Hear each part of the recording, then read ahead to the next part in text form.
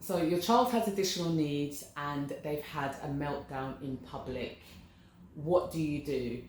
I'd love to share my experience with you in terms of what I did, and I can give you a recent example.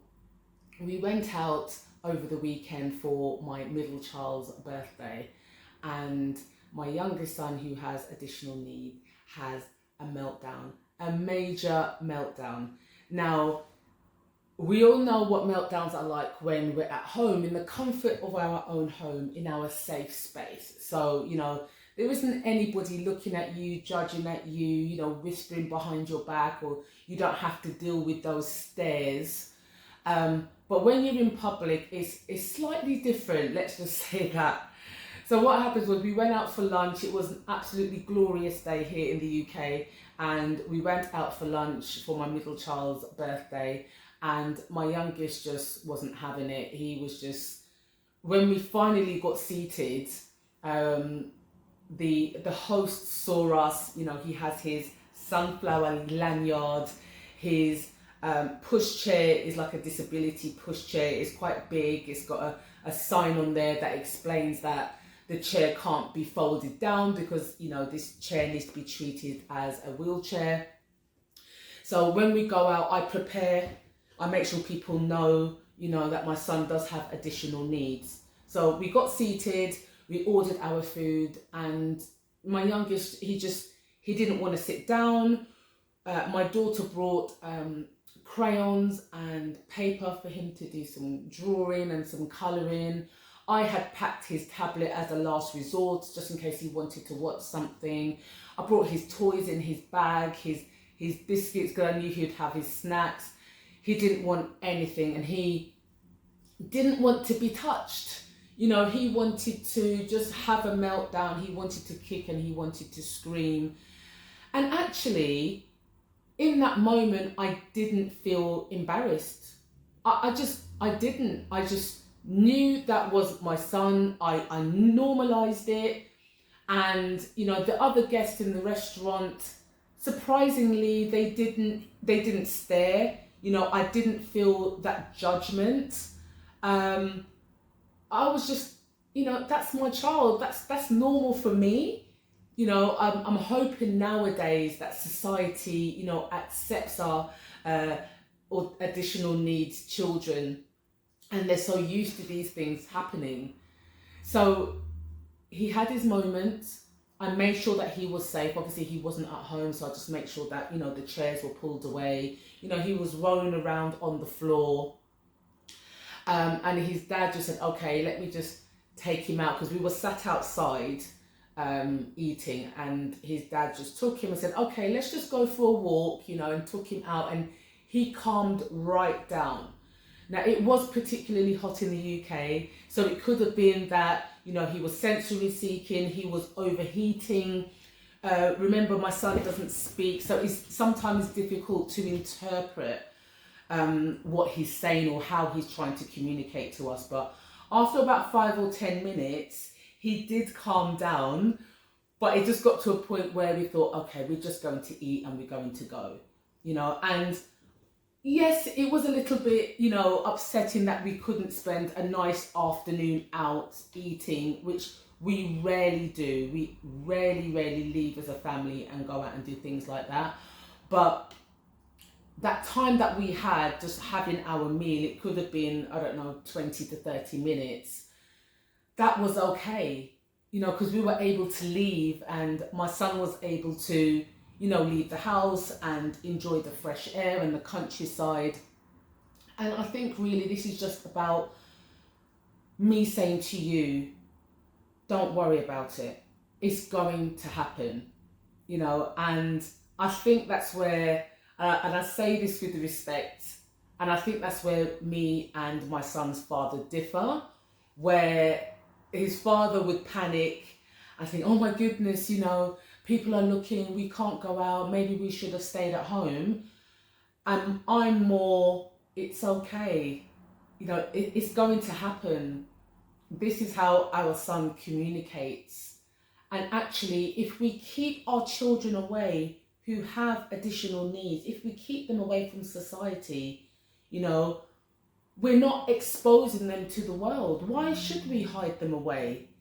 You know, society should be adapting to them, and that's what I'm trying to get across to my Sen parents.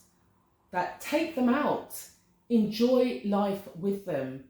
And that's one of the things that I reflect on in my coaching program, that expect this sort of thing to happen.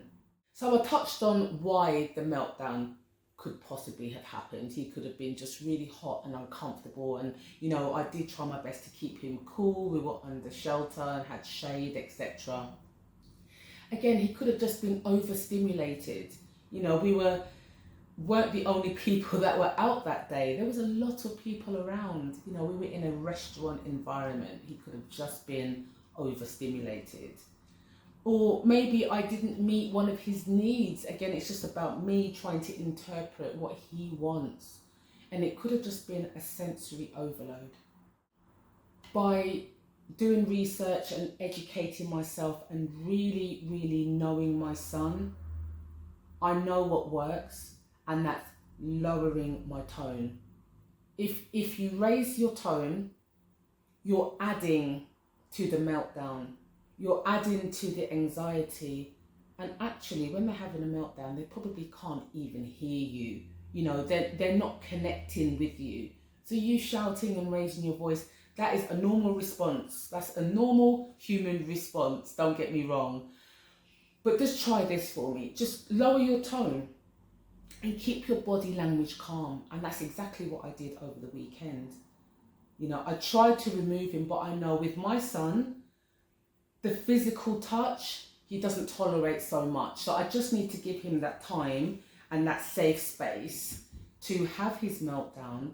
And then when it gets to a point where I think, okay, he may be looking to possibly hurt himself or to hurt others, that's when I have to verbalize it. Again, stripping down a lot of the words, using single words that he can understand. And what I've also noticed is my son loves singing.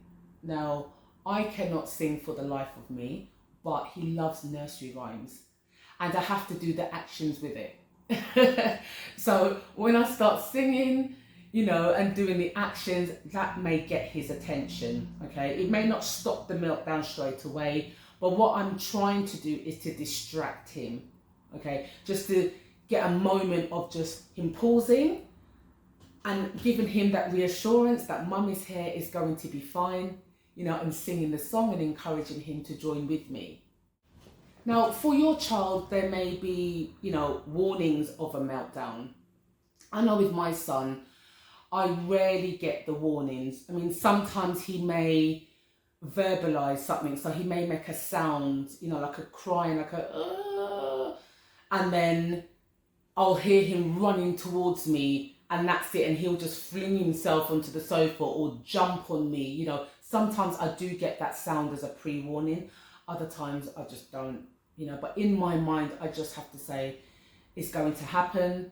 You know, Karina, just keep yourself calm, because if you're not calm, your child's not going to be calm. My son does have ear defenders, but again, he can't tolerate anything on him like that, on his head. I've tried walking around the home with the ear defenders myself, just to give him an idea of how it works and just to replicate that example, but he just can't tolerate that. And again, I brought toys with me, and it could have just been something outside of my control. And I think we just need to appreciate that we can try and be so prepared for our child. You know, right, we're going out, we're going to bring safe foods, we're going to bring a harness, we're going to bring their tablet, we're going to bring games and toys. But actually, sometimes we just can't prevent it. My advice to you as a parent or a carer to a child with additional needs is, firstly, ignore any judgmental stares. Now, I was thinking, yeah, people are going to stare at my son, stare at me, wondering how I'm going to deal with it. But actually, I don't worry about that anymore. You know, when I go out with pride. there's a smile on my face. I want people to know that my child has additional needs. That's why I make sure that, his buggy or his pushchair is labelled so they can see it. I make sure on his clothing, on his being, he has his sunflower lanyard with a little card on it that explains about his additional needs. I want people to know that he's here and I'm not hiding him, and I absolutely love the bones of him. In that moment, focus on your child. Don't focus on anybody else, okay? Focus on things that you've learned. Focus on things that you know your child will respond to. If it's singing a nursery rhyme, don't worry that you're out of tune. If it's, saying something to them, giving them what they want, it's not spoiling them. Absolutely not. It's not giving into what people used to say to me, giving into the child's bad behaviour. No, it's not, okay? You're trying to regulate the child. The child is trying to regulate themselves. And finally, I just want to say, you're doing your best. I've been there. I'm still constantly learning, okay? Every situation is different. Every child is different. And it is about trial and error, and also about consistency. I'd love to hear about your examples and your stories about your child having a meltdown and how you've dealt with that. If you'd like to join my coaching program, you can book a call with me. I'd love to speak with you. I'll listen to everything that you've got to say, and we can see whether we can work together